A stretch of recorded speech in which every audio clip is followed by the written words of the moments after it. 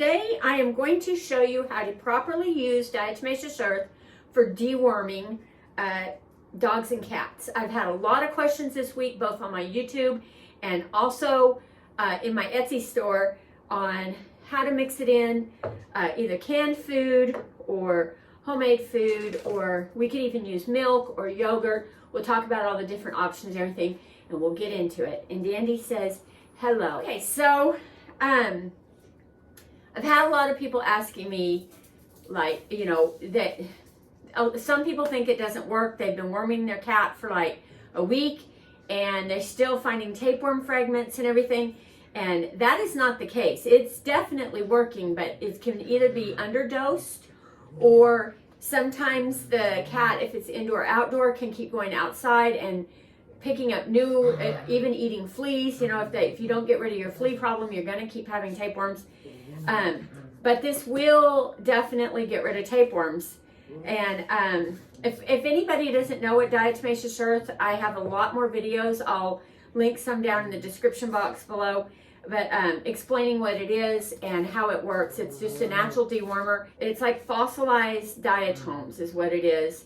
It lays at the bottom of the ocean, I guess, and these little diatoms that attach themselves to, like, they're like barnacles and, you know, on whales and everything. And anyways, all that crustacean stuff falls to the bottom of the ocean, and then as that dries up, it can be mined. It's in big pockets, and it can be mined. And there's two different, there's food grade and then there's a commercial grade, and you definitely don't want to use commercial grade. Food grade is the only way to go. You have to use food grade.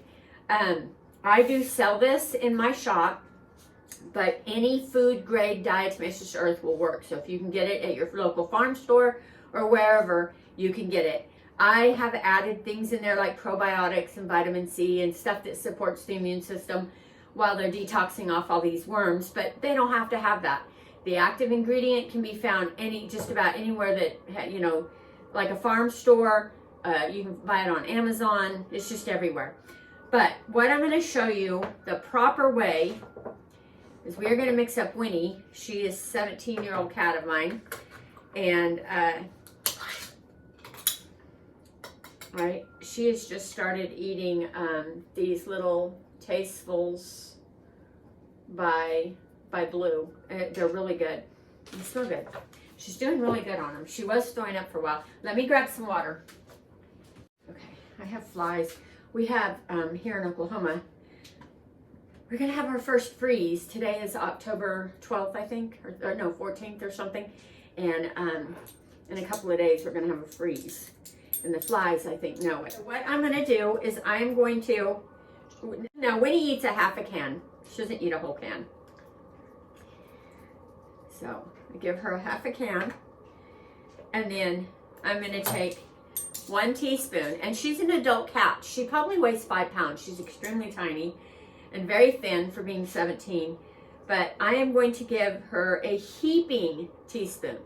Now this is heaping. It is not leveled off like that. It's heaping. I have just found that heaping is the right dose. So give her a heaping like that, and you don't want to overfeed them. That's another thing. Like Winnie eats a half a can. I know that's what she'll eat, but you don't want to mix it into an entire can and offer it to your cat, and your cat only eat half of it. Then they're only getting half the dose. So you may have to just make it like a medicine and do a very small amount. If you're having trouble, if for any reason they are not showing results within 3 days, then you've got to bump up the amount, and you have to make the actual amount of the food smaller, so that way they're getting their full dose. Now, that's all there is to it, and you can see right there, I have another camera over here, but you can see right here that it's completely mixed in, and she won't even know it's in there. Like, you know, she won't be able to taste any of that. Now, I'm going to do Dandy, and this is Dandy's food. She's got turkey and cabbage and carrots and, you know, quinoa and all kinds of stuff in here. But anyways, this is going to be mixed in the same way. Now, she is an adult Chihuahua, and she's probably 12 or 13 pounds, and I'm gonna give her a heaping teaspoon. And just like that. And then I'm just gonna mix it in as well into the liquid. And I know Dandy will eat this whole portion. She would eat this and somebody else's portion. She is a chow hound. But Dandy's my newest little member, and I love her to death. I've had her a couple months now. Anyways, that's all mixed in. You can see that. That's how you do it. Now you want to do this every day. You should see results in 3 days, but I always say to go 7 days. You can even go 10 days if you need to. If they're extremely wormy, or you've had, I mean, you really know you have worms. Sometimes I just go 10 days. Now, another thing is like, you can worm them the 7 days. Okay, now we're clear of worms, and then not worm them again for the rest of the year. And now I live on a ranch, on a farm, and we have, you know, a lot of animals, and the dogs are super active and everything. So what I do is I worm my dogs almost every day, but sometimes like, it's coming into winter time, so I'll slow down on their worming, and I might worm them like once a week. And you could do that with an indoor dog that doesn't go out very much. They can be wormed once a week or once every 2 weeks. But I always recommend, if you go past 90 days, then you would want to do the 7 days again, because then the worms would have a chance to start building up in their system. Where if you're just, you know, doing it once a week or once every couple of weeks or even once a month, you're catching the worms pretty quick, you know, and there's not a chance for them to be like concentrated in them. So that's it. Now, if you wanted to mix it in milk, I would pour just a small amount of milk and just make like a paste, and just make enough that your cat will lick it up and pretty much clean up the whole dose. Because if they walk away and only ate a quarter of it, then they're only getting a quarter of the dose. A lot of people don't think of that. Now, for feral cats, what I recommend is taking, I mean, like if you're feeding 20 feral cats, the best way to do that would be do a plate, like a regular dinner size plate, and I use a whole large can of cat food, and I mix in 5 teaspoons into that one can, add water to make it a paste, spread it all over that one dinner plate, and then set it down, and usually 5 cats will eat on a plate. Now, in that case, one cat's going to get more than the other. One cat's going to fight it off or go away or whatever. That's okay. For feral cats, it's best to feed them like 14 to 30 days every day like that, if you can do that.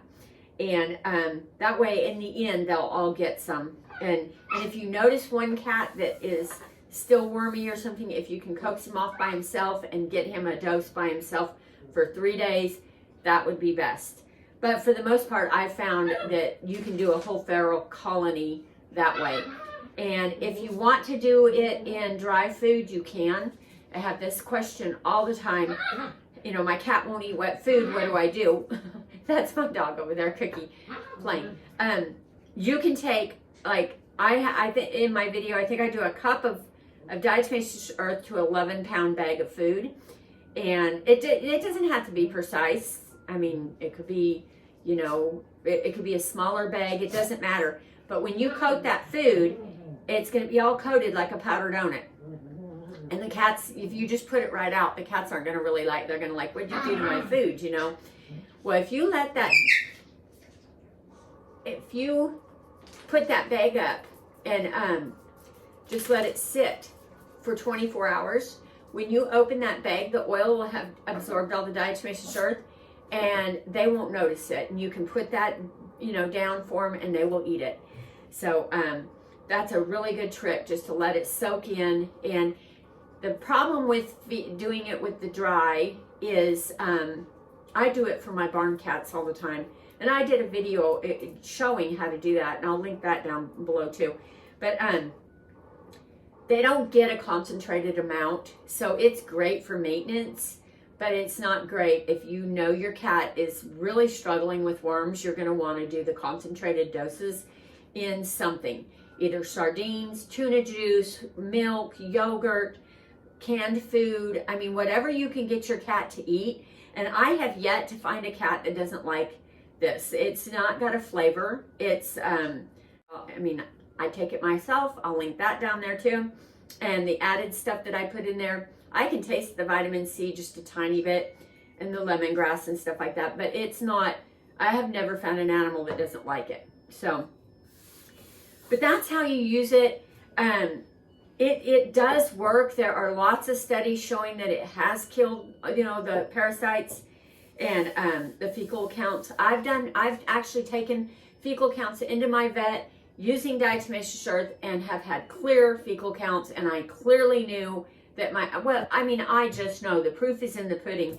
My animals have been on it for years, and my YouTube channel is not about selling it in my business. I have lots of business, and if you want to buy it, that's fine, but you can go buy diatomaceous earth anywhere. I just want people to know about it, because a lot of these chemical wormers are making animals sick. I don't know, all these worms and parasites and things are getting more and more resistant. They're not able to get resistant yet with this because it kills by physical action. There's no chemicals in it. So they would have to get, if they were to adapt to this and, get resistant to it, they'd have to mutate and get a harder outer shell or something. And I've been able to worm my animals now for almost 20 years. Oh, it's been well over a decade and closer to 2. Using diatomaceous earth for a dewormer. I do my horses, my goats, and my chickens, everything that I have myself. And I think it works. So far, we're all, we live on a big farm, and I know we have worms. I've seen my cats have worms. We've had fleas, and I've gotten rid of them. And I've not used a chemical now in, gosh, it's been probably 18, 19 years. And I just use this. There are some other things that are great wormers too, like garlic and pumpkin seeds. And I do blend all that into, with my chickens' feed and stuff. There is, in studies of this with ruminants, it's not like the best wormer for them because, or like cattle, anything with 2 stomachs. I don't know if it doesn't make it through to the second stomach or what happens. But they do say, that this is fed to cattle for higher weight. And only thing I know that way is I raised 3 kittens and on this, and these kittens they had a protozoa. They had the yellow foamy diarrhea. They were feral kittens. Anyways, I got these little kittens, and they were pot-bellied and wormy and full of fleas, and they were so bad. Well, I started them on this and colloidal silver and all the natural things that I had. And these kittens blew up, and it took about 3 months to get their stomachs right, but they blew up, and they are some of the biggest cats.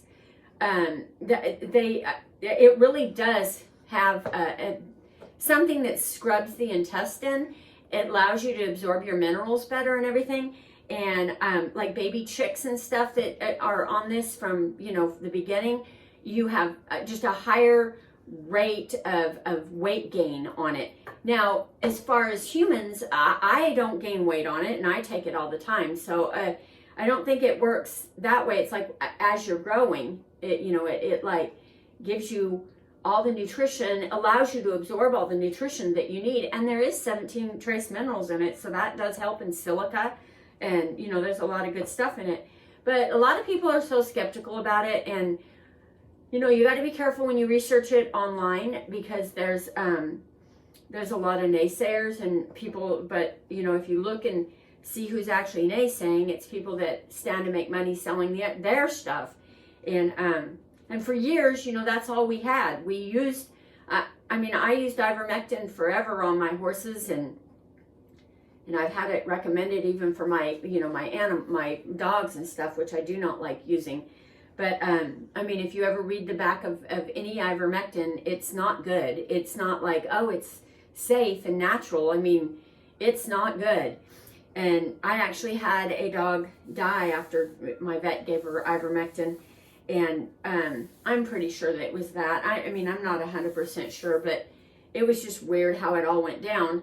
And I mean, there was a time when I was just at my vet all the time, and I was always doing all the, you know, like every vaccine, everything that they told me to do, worming, rabies, everything, and the heartworm medicine for my dogs. And then I started thinking, you know, my dogs are not, they're not outside enough to ever get heartworms, and I do a lot of my own mosquito control, and they take so many B vitamins in their brewer's yeast and everything that, like, you know, nothing really bites them. So, you know, I started like waking up to it all, and I just don't want to give my animals that many chemicals anymore. But anyways, this is how you mix it in.